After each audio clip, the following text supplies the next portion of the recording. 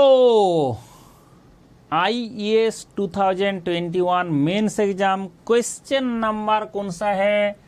Question number 7C, DH parameter. और ये मैंने 1000 बार चिल्ला चिल्ला के बोला था, पढ़ के जाओ पढ़ के जाओ पढ़ के जाओ। दो क्वेश्चन डायरेक्टली DH पैरामीटर का है एंड मंडल जो बोलता है वही होता है, क्योंकि जैसे DH पैरामीटर मेंस एग्जाम में हर बार आता रहता है, लेकिन इस बार दो दो आ गया भाई, एक नहीं दो दो आ गया। चलो एक क्वेश्चन सॉल्व किया जाए।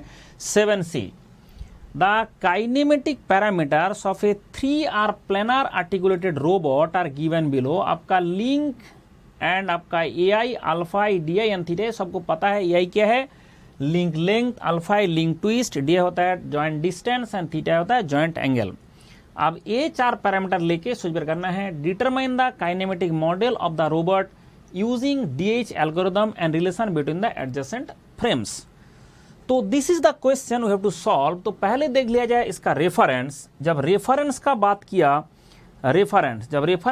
किया तब जाके पता चला कि हम एक चीज पढ़ाए थे, दैट इज गोल्डन रूल। कौन सा rule? Golden rule of DH parameter. आपको एक चीज पढ़ाया गया था, that is golden rule of DH parameter. क्या था वो? इसमें कोई फुल स्क्रीन होता है क्या? नहीं।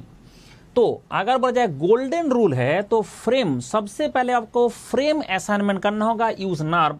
नार्व क्या है ना? नार्व मतलब है दिस इज द नार्व, कि इसमें हम कैसे अल्फा निकलते हैं।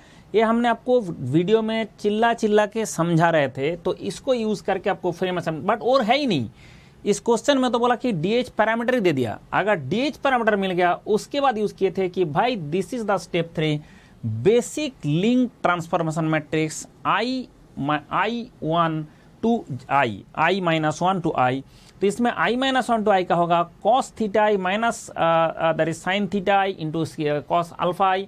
ये जो पैरा फॉर्मूला है, ये जो चीज है पैरामीटर आपको पता होना चाहिए।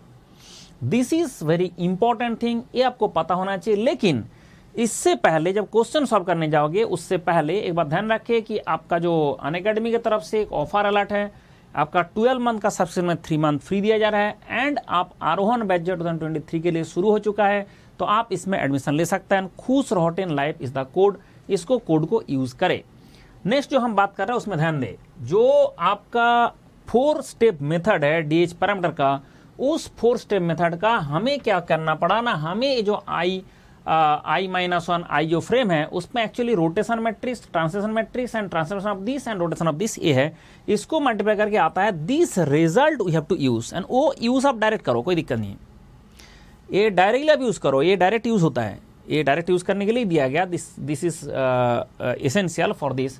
तो आप बोला अच्छा सर, अगर आपने ये फॉर्मूला में लगाओगे तो आपका तो यहाँ पे सारे डेटा दे रखा है कि A1 AI कितना है A1, अल्फा I कितना है 0, DI कितना है 0, theta is theta, theta I कितना है थीटा 1।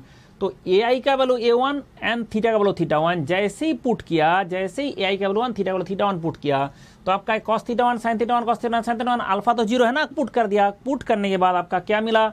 बोला सर A0T1, जो आपका फ्रेम 0T1 होगा, उस फ्रेम का जो ट्रांसफॉर्मेशन मैट्रिक्स आएगा वो आ जाएगा C1। लेकिन ये ध्यान रखे, आपको ये लिखना पड़ेगा जो मैंने लिख के दिया हूँ, ये आपको लिखना पड़ेगा दिस। ये ऊपर वाला लिख सकते हो, नहीं लिख सकते कोई बात नहीं, ये आपका लिखना जरूरी है कि ये हमारा मेथड है।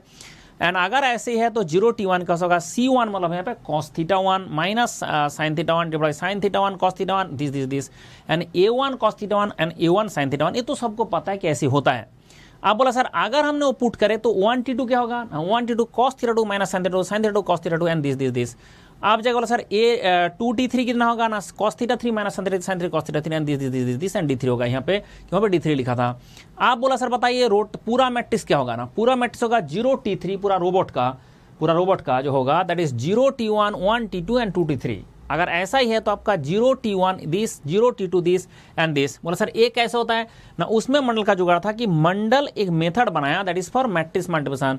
तो इसके बाद आता है यूज मंडल्स मल्टीप्लिकेशन मेथड। क्या था मल्टीप्लिकेशन मेथड? ना उसमें आपको क्या करना होगा, फर्स्ट मैट्रिक्स एक सेकंड मैट्रिक्स है, सेकंड मैट्रिक्स में जितना कॉलम है फर्स्ट मैट्रिक्स को उतना बार लिखना है, एंड उसके बाद सेकेंड मैट्रिक्स का जो वर्टिकली जो मिलेगा उसको हॉरिजॉन्टल कर देना है। जैसे ही करके आप जोड़ दोगे बन जाता है मैट्रिक्स मल्टीप्लिकेशन। तो ये अगर यूज करोगे तो फटाक से मैट्रिक्स मल्टीप्लिकेशन हो जाएगा। तो अगर ये मेथड आपने मंडल्स मेथड यूज किया तो फटाक से मैट्रिक्स मल्टीप्लिकेशन हो जाएगा। एंड ये 3 मैट्रिक्स को मल्टीप्लाई करने के बाद ये पहले ये दोनों को मल्टीप्लाई किया, उसके बाद जाकर तीनों को मल्टीप्लाई किया, जैसे ही मल्टीप्लाई किया दिस इज द आंसर।